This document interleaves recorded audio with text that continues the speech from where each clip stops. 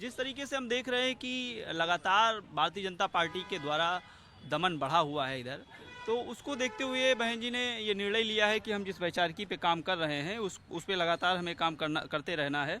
और जो बहुजन तबके के लिए जो अधिकार संरक्षित थे उनको लगातार ख़त्म किया जा रहा है, चाहे प्राइमरी शिक्षा को लेकर के हो।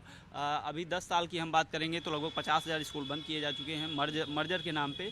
तो उन्होंने एक झटके में 50,000 स्कूल खोले प्राइमरी, और उनको पता था कि बहुजन तबके के लोग ही उसमें पढ़ेंगे, क्योंकि उनकी इतनी क्षमता नहीं, वो लोग आर्थिक तौर पे मजबूत नहीं हैं तो वो जो है सीएमएस में पढ़ पाएँ या अन्य प्राइवेट निजी स्कूलों में पढ़ पाएँ। तो उन्होंने कई सारी चीज़ों पे काम किया है और लगातार अभी जिस तरीके से टाइल लिया है सरकार ने, जो छात्रावास हैं उनमें 30% का जो अन्य लोगों को डालने का काम किया है, तो कहीं ना कहीं ये मैसेज जा रहा है बहन जी तक।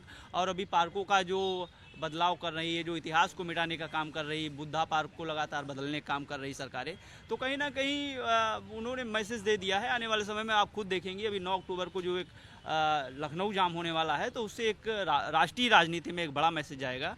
और जो नेता हैं जो खाली बिना विचारधारा के काम कर रहे हैं, बोलते हैं, फर्जी बात करते हैं, उनकी कोई ज़मीन नहीं है। आज उठा के देख लीजिए, समाजवादी पार्टी कार्यालय के सामने जाइए तो मान्यवर साहब की सब प्रतिमाएं सब एकदम छपी हुई हैं, लदी हुई हैं। तो जो समाजवादी पार्टी है वो लोहिया की विचारधारा समाजवाद से प्रेरित है, और मान्यवर साहब की जो विचारधारा है वो सामाजिक न्याय से प्रेरित है। तो कहीं ना कहीं एक वैचारिकी में बड़ा अंतर है और इस अंतर को पाटा नहीं जा सकता है, इस अंतर को पाटने में लंबा समय लगेगा। तो मुझे लगता है कि जिस तरीके से अन्य पार्टियां भी हल्के में ले रही थी बहुजन समाज पार्टी को, तो अभी पता चल जाएगा। और दूसरी तरफ अभी चंद्रशेखर जी भी अपने फॉर्म में रूटीन में दिख रहे हैं, अभी वो भी उन्होंने ऐलान किया है। तो मुझे लगता है कि वो सब बहुत ज़्यादा सक्सेस नहीं होने वाले हैं। मायावती का जो जनाधार है, बहन जी का जो जनाधार है, बहन जी की जो फैन फॉलोइंग है, बहन जी का जो एक आदर्श मानने वाले लोग हैं, वो अभी भी जिस दिन वो एक बार हुंकार भर देंगे। अभी देखिए लोकसभा के चुनाव में वो कुछ एक्टिव नहीं थी, तब इतना बेहतर रिस्पांस मिला जो वोट परसेंट का था। अगर वो ज़मीन पे जा करके एक बार आह्वान कर देंगे कि तो ओबीसी और एससी के लोग, महिलाएं और जो पीड़ित वर्ग के लोग हैं, तो वो कभी भी जो चीज़ों को नकारेंगे नहीं। और अनुशासन के नाम पे जो चीज़ें तय की गई हैं वो बहुत महत्व रखता है। और क्या कुछ खास होने वाला है उस दिन? देखिए, उत्तर प्रदेश की जो राजनीति है उसमें बहुत बड़ा भूचाल आने वाला है। हमारी बहन जी जो हैं वो बहुत दूरदर्शी नेता हैं, और इस रैली के माध्यम से जो 2 चीज़ें सामने निकल के आ रही हैं, उनमें से पहली एक चीज़ ये है कि जो विपक्ष के माइंड में ये चीज़ें बस गई थी कि बसपा ख़त्म हो रही है, और दूसरी बात ये है कि जो हमारा समाज था, हमारा समाज कहीं ना कहीं उस पर प्रश्नवाचक चिन्ह लगाने लगा था कि बसपा की राजनीति खत्म हो रही है, वो बसपा से धीरे धीरे अन्य पार्टियों की तरफ शिफ्ट हो रहा था। तो इसमें 2 बड़े मैसेज देखने को मिलेंगे, एक तो विपक्ष के लिए और दूसरा अपने समाज के लिए। जो अपने समाज का वोट बैंक है उसको साधने की जुगत में है, और दूसरा उन लोगों के मुंह पे तमाचा है जो लोग कहते हैं कि बसपा की राजनीति खत्म हो रही है। ये जो एक महा आंदोलन होने जा रहा है 9 अक्टूबर को, उसमें बहन जी अपने शासन काल में उनका जो विज़न है, उनके विज़न सिर्फ एक ये नहीं होता कि सिर्फ एक स्टाम्प पेपर उसमें पेपर में छाप के और पूरे बांट दिए, लेकिन बहन जी ग्राउंड लेवल की नेता हैं, ज़मीनी हकीकत से वाकिफ़ हैं, और उन्होंने जो भी काम किया है वो जनता इतने सालों तक कोई रैली हो या ऐसा कोई आंदोलन क्यों नहीं हुआ? हाँ, इसका भी कारण है।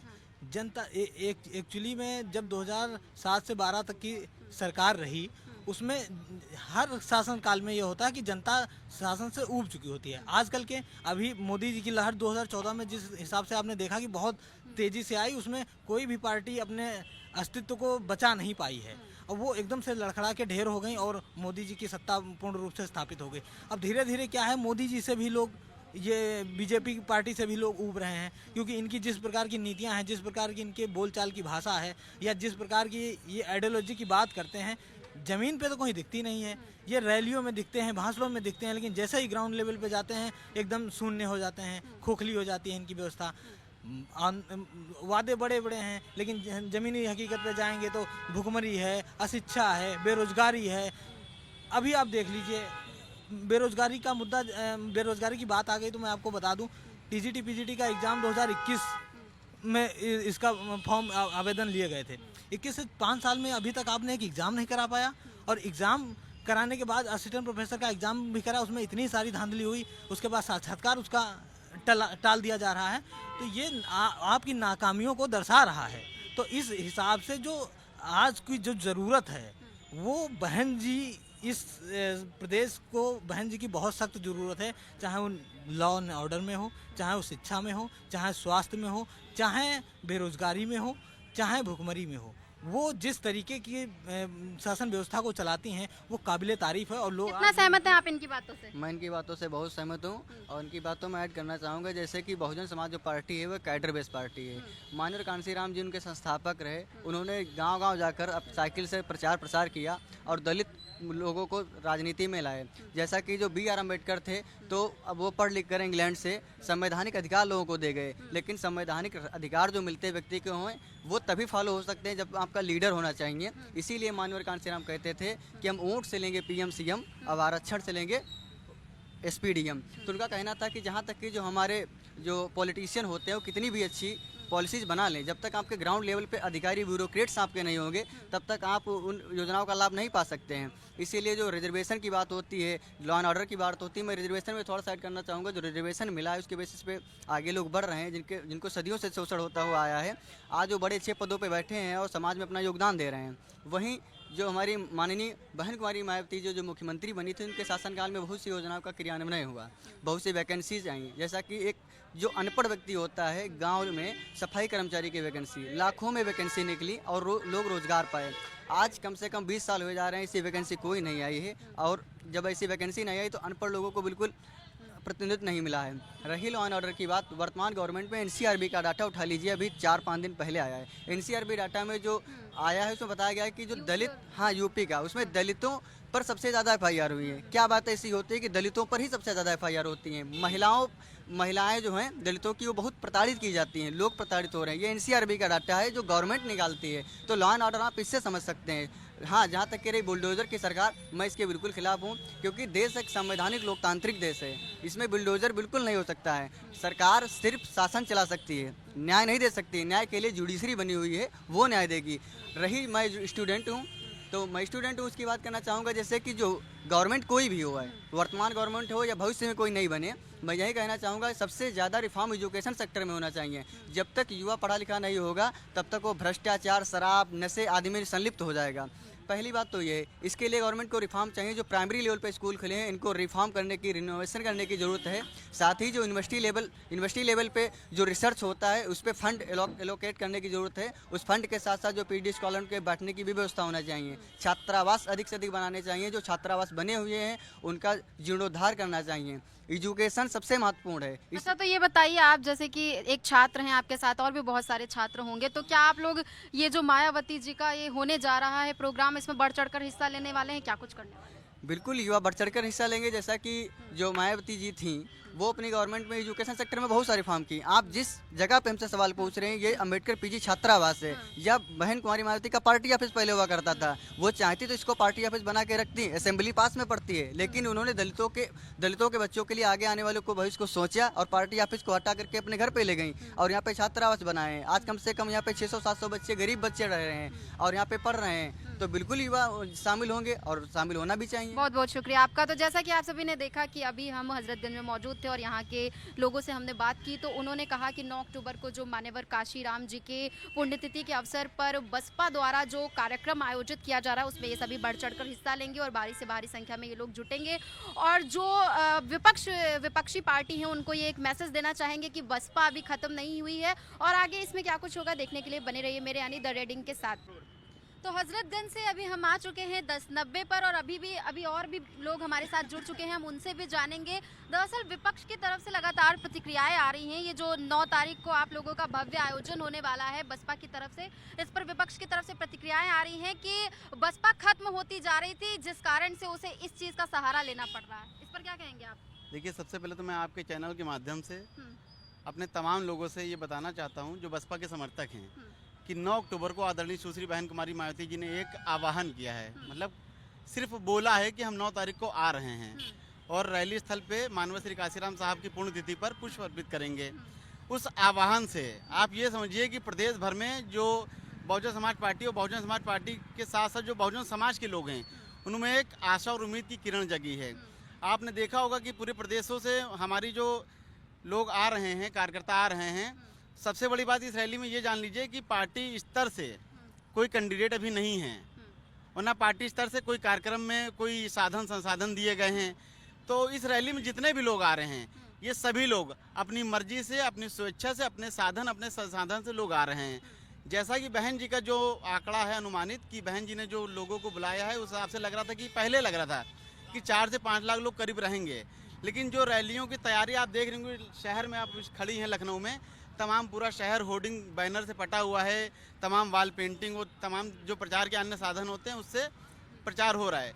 दूसरी बात, जो लोग कह रहे हैं कि बहुजन समाज पार्टी ख़त्म हो गई है, उन लोगों से मैं उनको बहुत ज़्यादा कटाक्ष तो नहीं करूँगा, लेकिन उनसे मैं कहूँगा कि 9 तारीख को मुंह पर रुमाल बांध के आप लोग भी आइए उस रैली में और देखिए और जाके उनसे पूछिएगा कि जो भीड़ आई है, ये भीड़ कैसे आई है, इस भीड़ को कौन लाया है, इस भीड़ को क्या दूसरी पार्टियों की जैसे सपा, भाजपा, कांग्रेस तमाम पार्टियां हैं, उनकी जो भीड़ होती है जबरन लाई जाती है, पैसे दे के लाई जाती है। बहुजन समाज पार्टी एकमात्र ऐसी पार्टी है जिसकी जो सभाएं होती हैं या रैली होती हैं उसमें कोई किसी को पैसे दे के नहीं लाता है। क्या कहना चाहेंगे इस पर? आप कह रहे हैं पैसे देकर नहीं लाया जाता है और दूसरी पार्टियों पर ये आरोप लगाया जा रहा है कि वो पैसे लाकर भीड़ इकट्ठा करती है। देखिए, जो बहुजन कॉन्सेप्ट है वो इसी बिहाफ पे है कि जब आप अपना खुद का तन मन धन लगाएंगे तभी पार्टी का मूवमेंट बनेगा और तभी पार्टी रिप्रेजेंट कर पाएगी।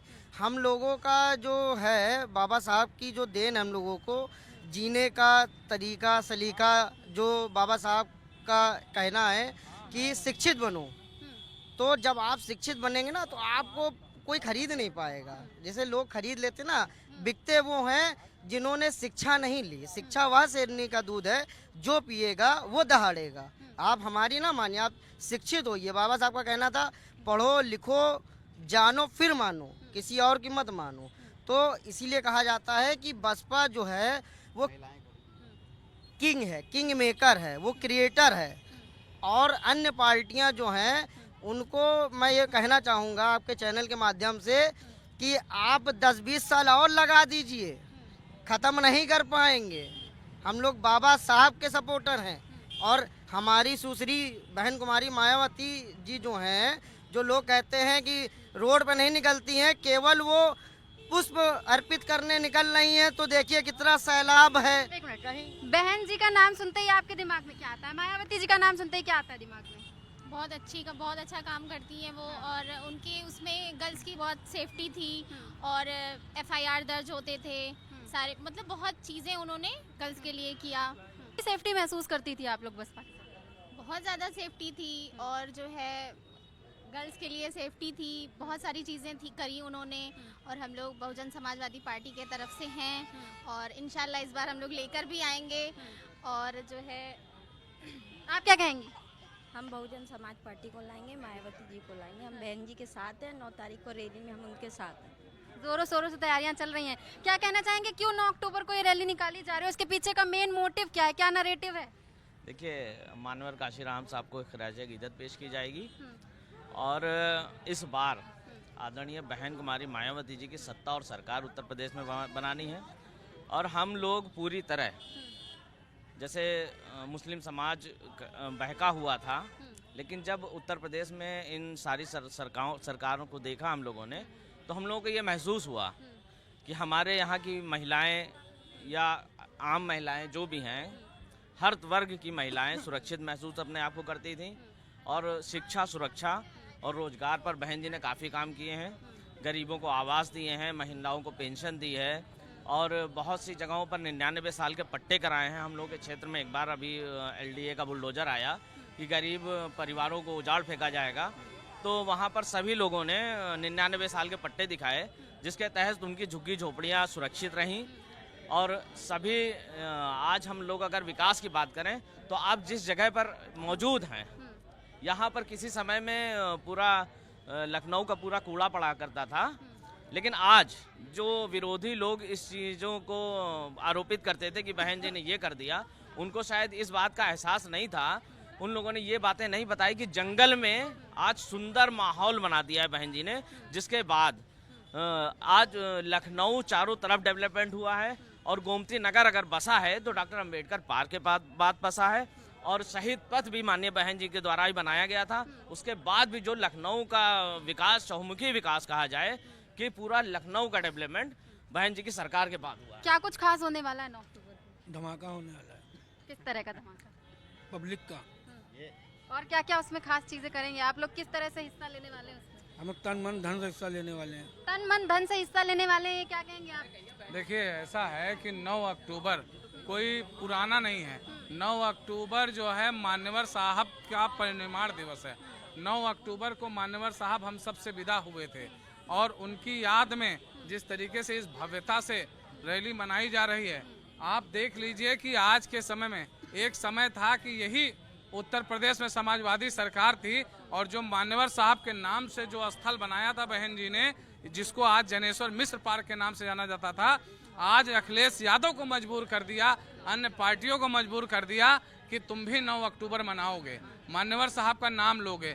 जब बाबा साहब के नाम से समाजवादी पार्टी को उल्टी आती थी, बाबा साहब के नाम से उल्टी आती थी। बाबा, जब बहन जी ने इस पार्क को बनाया था और 12 में जब समाजवादी की सरकार आई, तो समाजवादी के प्रमुख और आदरणीय डिम्पल यादव जी कहती थी कि पूरे लखनऊ की बिजली अंबेडकर पार्क खा गया, पूरे लखनऊ की बिजली अंबेडकर पार्क खा गया। लेकिन आप देख लीजिए, पूरे देश में या विदेश से भी जो सैलानी आते हैं उत्तर प्रदेश में, अगर वो आए हैं और लखनऊ जिले में आए हैं, तो आदरणीय बहन कुमारी मायावती जी के विकास को विकास कहते हैं, और वो कहते हैं कि हाँ, अगर विश्व में कोई अच्छी चीज़ बनी है तो अंबेडकर पार्क है। आदरणीय बहन कुमारी मायावती जी के द्वारा बनाए गए स्थल हैं। बहन जी ने सिर्फ पार्क ही नहीं बनाए, बहन जी ने स्कूल बनाए, कॉलेज बनाए, लाइब्रेरियां बनाई, IAS PCS की कोचिंग बनाई, और सर्व समाज के लोगों के लिए जो है उन्होंने IAS PCS की कोचिंगें बनाई।